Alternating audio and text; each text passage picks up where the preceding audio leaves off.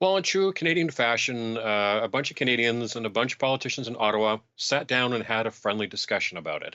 There was an emergency debate in the House of Commons in Ottawa, and the Prime Minister, who himself was diagnosed with COVID a couple of weeks ago after one of his children came down with it, uh, stood up and said, "It's time for this to now end."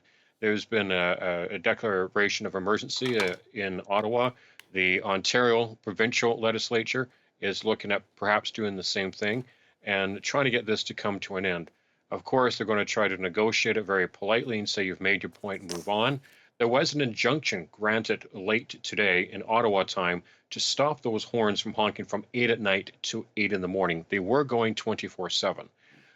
So one can only imagine what's going to happen after that as the police buildup happens and they try to tighten the noose, as you could say, around these protesters in Ottawa. Ironically, Aaron, their original reason for protesting was because Trudeau put a vaccine mandate for truckers coming into Canada.